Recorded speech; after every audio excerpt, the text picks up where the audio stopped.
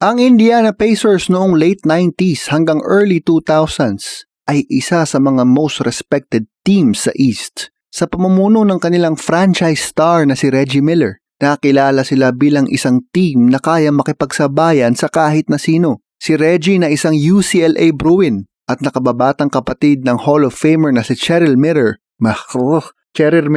Cheryl Miller, I apologize. Si Reggie ay naging simbolo ng clutch shooting. Kumbaga sa tuwing dikita ng laban, halos automatic na hinahanap siya para sa kanya ang bola. Hindi man siya ang pinaka-athletic o flashy na superstar, binawi naman niya sa pulso at sa aggression ng kanyang laro. Kilala si Reggie sa kanyang off-ball movement at deadly 3-point shooting. Mga bagay na susi sa laruan ngayon, kaya kung tutuusin kung naglalaro si Reggie Miller, may kalalagyan pa rin talaga yung kanyang style. Madalas niyang pinapahirapan ang depensa sa kakagalaw kahit wala ang bola. Kumbaga, bago pa maging ganon si Steph Curry, ganon na si Reggie Miller. At kapag uminit na ang kanyang kamay, isa ito sa mga bagay sa mundo na mahirap pigilan. Pinakatumatak sa era ng Pacers team na ito ang ilan sa mga matitinding rivalries. First honor na nga dyan ang giyera kontra sa New York Knicks. Dito niya pinakita ang pagiging ultimate villain sa Madison Square Garden. Ang kanyang 8 points in 9 seconds noong 1995 playoffs ay isa sa mga pinaka-iconic moments sa NBA history. Bata ako nung napanood ko, parang nakaka-mind blown talaga kung ano nangyari. Kaya siguro nung 90s na chichismis na scripted itong NBA o may magnet yung bola. Puro highlights yung napapanood mo, tapos nung nakita ko yung 8 points in 9 seconds si Reggie Miller, parang ganun ka talaga eh. Maliit lang utak ko nun, madali lang pasabugin. Yun na nga din yung trash talk kay Spike Lee. Choke sign sa mga fans. Actually, choke sign kay Spike Lee din yata yun, di ba? At clutch shots na tila ba, yun na nga, sabi ni Ryan Garcia. Sabay pa kami ni Ryan. At ang mga clutch shots na tila ba scripted.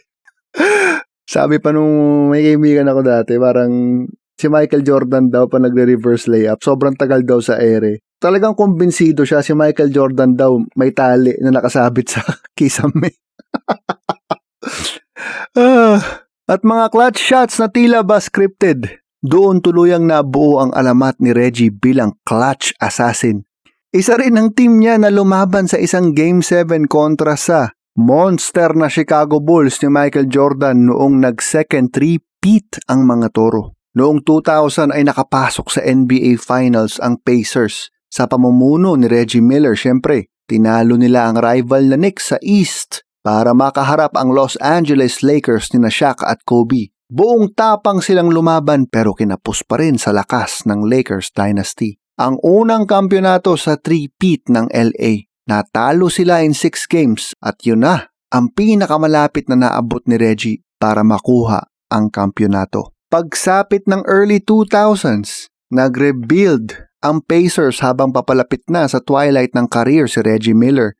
Isa itong si Reggie Miller na kahit tumanda, grabe yung production. Pero yun na nga yung time na dumating sina Jermaine O'Neal, Ron Artest, Stephen Jackson, at iba pang matitinding defenders. Naging mas balanse ang koponan. May opensa, may depensa, at may angas. Sa totoo lang, no? Para silang bad boys na rin, marami ang naniwalang ito na ang roster na makakapagbigay kay Reggie Miller ng inaasam na titulo. Noong 2004, pinatunayan nila yan nang magtapos sila with the best record sa East. Si Ron Artest pa nga ang nanalong Defensive Player of the Year. Umabot sila ng Eastern Semifinals pero natalo ng eventual champions na Detroit Pistons sa isang physical na serye. Ay, ito nga pala yun. Nasa karinderya ako nung nangyari to. Highlight nga sa series na ito ang game-saving block ni Tayshaun Prince kay Reggie Miller. Parang kinilabutan ako bigla nung naalala ko yung ginawa ni Tayshaun Prince. Dito rin nagsimulang uminit ang tensyon sa dalawang koponan.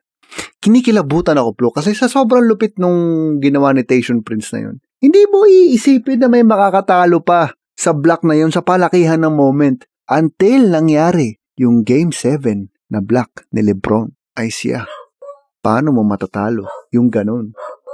Top 2 Tayshaun pa rin. Naalala ko sa karinderya kasi ako nito. Nagla-lunch lang kami ng mga kaibigan ko. Tapos parang yung mga waiter ayaw na magtrabaho.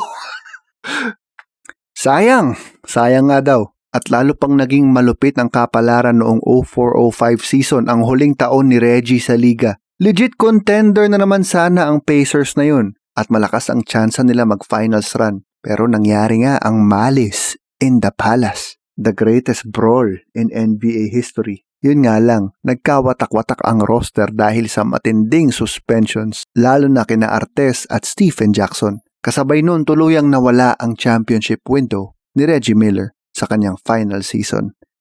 Very recent lang din yung podcast nila ni Jackson na si Reggie Miller mangiyak-ngiyak kasi nag-a-apologize si Jackson sa kanya. Kaya sabi ni Reggie Miller na hindi mo na kailangan gawin.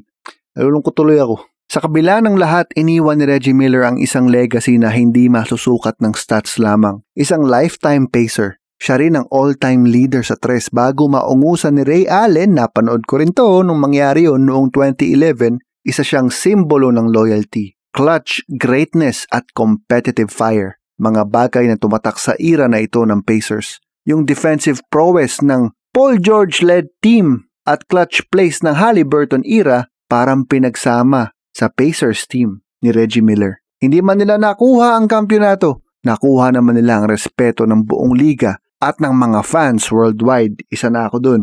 Si Reggie Miller ang nagpaiyak sa idol ko noon na si Iverson.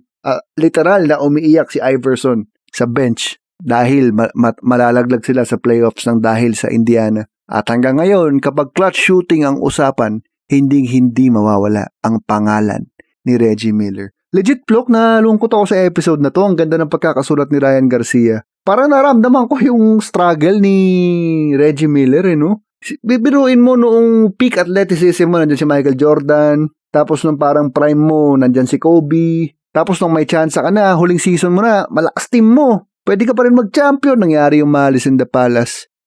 Oh well.